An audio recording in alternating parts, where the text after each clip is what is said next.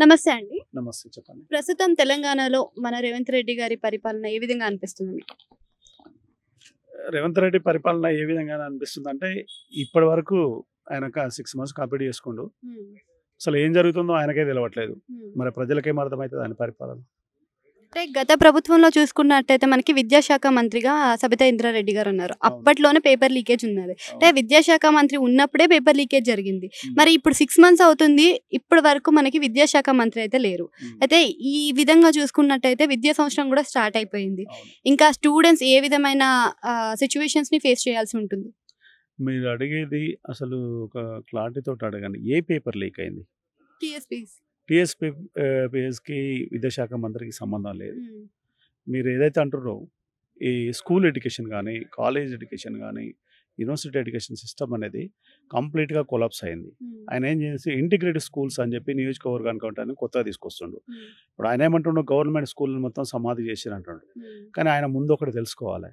ఈరోజు ఎస్సీల గురుకులాలు, బీసీ గురుకులాలు, మైనార్టీ గురుకులాలు వచ్చి ఒక అద్భుతమైన ఒక క్వాలిటీ ఎడ్యుకేషన్‌ని పిల్లల్ని తయారు చేసినటువంటి తెలంగాణ గవర్నమెంట్ వచ్చినాక ఒక క్వాలిటీ ఎడ్యుకేషన్ ఇచ్చి వేల మంది స్టూడెంట్స్‌ని తయారు చేసినటువంటి ఒక ఐపీఎస్ ఆఫీసర్‌ని బట్టి, ఆర్ఎస్ ప్రవీణ్ కుమార్‌ని బట్టి పెద్ద ఎత్తున గ్రామీణాల గ్రామీణ వ్యవస్థలో పెరిగినటువంటి విద్యార్థి లోకానికి లేదా తల్లిదండ్రులకు ఉపయోగపడే విధంగా పిల్లల్ని మంచి ఎడ్యుకేషన్ ఇచ్చినటువంటి వ్యవస్థని కొలాబ్ చేసి, గురుకుల వ్యవస్థను కొలాబ్ చేసి ఇంటిగ్రేటెడ్ స్కూల్స్ అని పెడుతుంది కోట సిస్టమ్.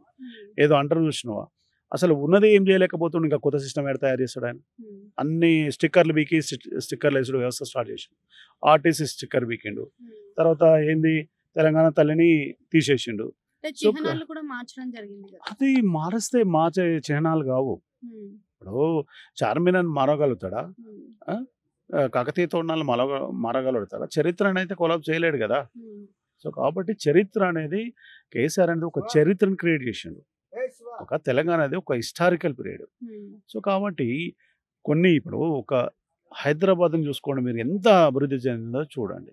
ఎందుకంటే ఇప్పుడు రజనీకాంత్ లాంటి వాళ్ళే వచ్చి స్నేహ అమెరికా కంటే బ్యూటిఫుల్గా ఉంది హైదరాబాద్, ఎంత గ్రోత్ ఉందో అని అడిగి ఇలా ఏ ఫ్లైఓవర్ చూసుకోండి, కిలోమీటర్ 54 ఫ్లైఓవర్లు వేసిండు. సాధ్యమవుతుందా? రేవంత్ రెడ్డిని ఒక్క ఫ్లైఓవర్ కట్టి చూడమనేది తెలుస్తుంది. ఎన్ని సంవత్సరాలు పడుతుందో ఆయన పీరియడ్ అయిపోతుంది. ఆయన సీట్ కాకపోవడమే కష్టం. ఎందుకంటే రేపు నుంచి టీఆర్ఎస్ వాళ్ళని అందరు పిలిచిన తర్వాత పెద్ద గుంపు అవుతుంది. అది ఆ గుంపులో 2 ముక్కలు అయితే ఈయన ఏ ముక్కలు ఉంటాడో అర్థం కాదు. సో కాబట్టి ఆయన ఢిల్లీకి తిరుగుడు, తెలంగాణ తిరుగుడే సరిపోతుంది తప్ప తెలంగాణ మీద అభివృద్ధి లేదు.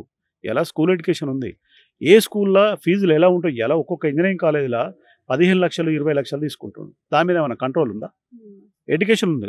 స్కూల్ ఎడ్యుకేషన్లో 70% ఫస్ట్ తల్లిదండ్రులు పే చేసినా స్కూళ్ళకి రావాలి, కాలేజీలకు రావాలి. మరి ఏంది అసలు ఒక సిస్టమే లేదు. 70% ఎట్లా పే చేస్తారు? లక్షలు స్కూల్లో ఫీజులు ఉన్నాయి. ఫస్టే 70% పే చేయాలంటే ఎట్లా పే చేస్తారు? సో కాబట్టి ఈయనకు ఒక సిస్టమ్ దేని మీద కూడా అవగాహన లేదు. ఉన్న ఐఏఎస్లు ఐపీఎస్లు అంతా చేంజ్ చేస్తారు. వాళ్ళకు కొత్త అవుతుంది, ఈయనకు కొత్త అవుతుంది. అసలు ఎడ్యుకేషన్ మినిస్టర్, కొంతమంది మినిస్టర్లు కూడా ఎవరో ఇంతవరకు తెలియదు. ఇలా ఒక రేవంత్ రెడ్డి ముఖ్యమంత్రి అనే ఫీలింగ్లో లేడు ఆయన. ప్లస్ ఆయనతో పాటు ఏ మినిస్టర్ ఎవడో కూడా పబ్లిక్కి తెలియదు, అసలు ఎవరికి కూడా తెలియదు. చదువుకున్నోడు కూడా ఏ మినిస్టర్ ఎవడో కూడా తెలియదు. అంటే కాంగ్రెస్ ప్రభుత్వం వస్తే ప్రజాపాలనే ఉంటుంది ఇక్కడ అని అన్నారు కదా. కాంగ్రెస్ ప్రభుత్వంలో గతంలో చూడండి, గతంలో 50 సంవత్సరాలు పరిపాలించారు. అంతా దోపిడీ, దొంగతనాలు, ప్రజల్ని ముంచుడు తప్ప ఇంకేముండదు. కమిషన్లు, ప్రజల్ని ముంచుడు తప్ప ఏనైనా అభివృద్ధి కనపడిందా 50 సంవత్సరాల్లో? తెలంగాణలో 50 సంవత్సరాలు ఉంటాయి, ఇంతవరకు బిలో పవర్టీ ఎందుకు ఉంటుంది? కంటిన్యూ 50 సంవత్సరాలు పరిపాలించారు. కంటిన్యూగా 50 సంవత్సరాలు పరిపాలించినట్టు బిలో పవర్టీ ఎందుకు ఉంటుంది? కరెంటు కొరతలు ఎందుకు ఉంటుంది? ఈ అక్షరాస్యత తక్కువ ఎందుకు ఉంటుంది? నిరక్షరాస్యులు ఎందుకు ఉంటారు? తిండి ఇంకా ఎందుకు దొరకదు? సో కాబట్టి వాళ్ళది ఎందుకంటే వాళ్ళు కొట్లాడు, వాళ్ళు సంపాదించుకోవడం తప్ప వాళ్ళకు వ్యవస్థ మీద ఒక అవగాహన అనేదే లేదు. అవగాహన లేని ఏం పరిపాలిస్తారు? ఎలా ఈ తెలంగాణలో ఎంత సోర్స్ ఉన్నాయి తెలంగాణలో, వాటర్ సోర్స్ ఏంది, ఎడ్యుకేషన్ సోర్స్ ఏంది, దేని ఎట్లా డెవలప్ చేయాలనేది ముందు వాళ్ళు ఒక బ్లూ ప్రింట్ తయారు చేసుకోవాలి. ఆ బ్లూ ప్రింటే లేని ఇప్పుడు కేసీఆర్ ఉండు కాళేశ్వరం ఎంత ఫ్యాక్షన్ అప్పుడు 4 ఇయర్స్ కంప్లీట్ చేసిండు. పాలమూరు రంగారెడ్డి చేయమను, 3 ఇయర్స్ చేయమని చూద్దాం. ఆయన ఆల్రెడీ అంతా ఎస్టాబ్లిష్ అయ్యింది, చేయమని చూద్దాం. చేత కదా అది. ఎప్పుడు తిట్టాలి కేసీఆర్ దొంగ, కేసీఆర్ లంగ, కేటీఆర్ దొంగ, కవిత చేసిన అనేది తప్ప వాళ్ళు నువ్వు కేసీఆర్ ఏం చేసేది కాదు, నీ కేసీఆర్ చేసిన దానికంటే ఎక్కువ చేపించి చూపెట్టు. అంతేగాని నువ్వు దొంగ అని అంటే నేను దొంగ నువ్వు దొంగ అనేది కదా సిస్టమ్. నువ్వు దొంగమైన కాబట్టి నేను కూడా దొంగనవుతున్నా అని చెప్పుకోవడమేనా? అది కాదు. నేను కేసీఆర్ కంటే మంచిగా చేసిన అనేది చేసి చూపెట్టు. అప్పుడు కానీ నేను ప్రజలు విశ్వసిస్తారు. సో కాబట్టి కేసీఆర్ తిట్టుడు ఒకటే ఎజెండా పెట్టుకోవద్దు. ఎడ్యుకేషన్ సిస్టమ్ దరిద్రంగా ఉంది. ఆ ఫీజుల సిస్టమ్ ఏంది 70% ఒకే ఎట్ ఏ టైం ఎట్లా పే చేస్తారు తల్లిదండ్రులు? ₹1,00,000 ఫీజు ఉంటుంది. వానికి 2 పిల్లలు ఉంటారు. వాడు చేసేది ఇంత రోడ్డు మీద కూలి కావచ్చు, లేదా 30,000 జీతగాడు కావచ్చు. ₹1,00,000 70,000 ఎట్ ఏ టైం పే చేయాలంటే చేస్తారు 2 పిల్లలు ఉంటే. సాధ్యమైతే వాడు ఏం బతకాలి? రెంట్లు ఏం పెట్టాలి? ప్లస్ ఇంకోటి, ప్రతి స్కూల్లో వాడు చెప్పేది వాడే చెప్తాడు, నోట్స్ వాడే ఇస్తాడు. మరి సపరేట్గా నోట్స్ కొనుక్కోవాలి. అదేం సిస్టమ్? వాడు ₹1,00,000 ఫీజు తీసుకుంటుండు, మళ్ళీ మన దగ్గర నోట్స్ కొనుక్కోవాలి, స్కూల్ ఫార్మ్స్ కొనుక్కోవాలి, నోట్స్ కొనుక్కోవాలి, షూస్ కొనుక్కోవాలి, ప్రతి ఒక్కటి కొనుక్కోవాలి. మరి ఏంది commission system? So only cash. మళ్ళీ ఏదైనా చెక్కులు ఇవ్వద్దు, ఏదొద్దు, ఓన్లీ క్యాష్ ఇవ్వాలి. అంత బ్లాక్ మనీగా వెళ్ళిపోతుంది. ఎందుకంటే ఒక ఘోరమైన మాఫియా ఇది. స్కూల్ ఎడ్యుకేషన్ మాఫియా కావచ్చు, ఎడ్యుకేషన్ అంటేనే మాఫియా తయారైంది. దాని మీద ఎందుకు చర్యలు తీసుకుంటాడు? చర్యలు తీసుకోవచ్చు కదా. మరి కేసీఆర్ అన్ని తప్పులు చేసినట్టు ఇచ్చేయి. ఒక కామన్ ఫీజు పెట్టి, ఒక ఇంటర్మీడియట్ కాలేజ్ ఉంది మాదాపూర్లో, నారాయణ కాలేజ్ కావచ్చు, శ్రీ చైతన్య కాలేజ్, ఒక్క స్టూడెంట్కి ఫర్ ఇయర్ 2 years ఉందనుకో 7 lakhs తీసుకుంటారు. ఏసీ సూపర్ క్లాసెస్ అని, ఏసీ అని, ఏంది ఇంకా దాని ఏంది స్పార్క్ అని, ఇవన్నీ. సో ఇవన్నీ పేర్లు పెట్టి స్టూడెంట్స్ని తల్లిదండ్రుల దగ్గర నుంచి ఏ విధంగా, పేరెంట్స్ దగ్గర నుంచి ఏ విధంగా డబ్బులు లాగాలి అంటే, ఒకటే విద్య, అంతా ఒకటే చదువు, కానీ ఒకటి ఏసీ చదువు అని, ఇంకోటి స్పార్క్ అని, ఇంకోటి ఏం హైలైట్ అని, ఇవన్నీ రకరకాలు పెట్టి లక్షలు దోపిడీ చేస్తున్నారు. మరి దానికి ఎందుకు పెట్టుకోదు కామన్ ఫీజు? కామన్ ఒక స్టూడెంట్కి 30,000, 40,000, 20,000 పెట్టి కామన్ ఎడ్యుకేషన్ ఒక జీవో తీయొచ్చు కదా రేవంత్ రెడ్డి? తీయొచ్చు కదా.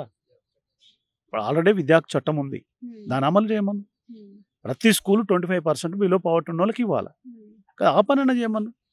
దాన్ని స్ట్రిక్ట్గా అమలు చేస్తే సరిపోతుంది రేవంత్ రెడ్డి చెప్పేది ఒకటే. ఈ వ్యవస్థలో ముందల వ్యవస్థ చక్కబడాలంటే health and education important.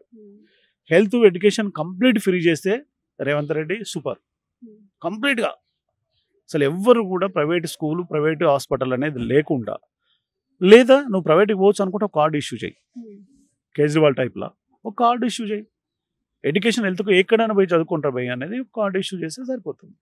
So main ఈ 2 ఇంపార్టెంట్. వ్యవస్థని ఈరోజు బిలో పవర్టీకి రైతులు కావటం కానీ, లేదా పబ్లిక్ కావటం కానీ, పేరెంట్స్ బిలో పవర్టీకి పోవటం కానీ, ఈ స్కూల్ ఎడ్యుకేషన్లో ఒకప్పుడు వర్షాలు, పంటలు లేక, పని లేక, తిండి దొరకపోయేది 90s, 80s, 70s.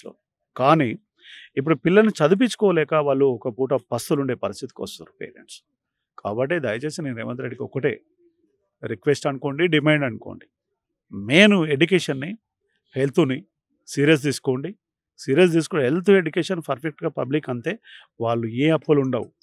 మీరు లక్షలు ఈ సబ్సిడీలు కూడా ఇవ్వవలసిన అవసరం కూడా లేదు. మరి ఇంకోటి, రైతులకు మీరు రుణమాఫీ అని పెట్టారు. అసలు నిజంగా మీరు రైతు అని చెప్పుకుంటారు, మీకు ఒక ఆహ్వానం ఉంటే సరిపోతాయి.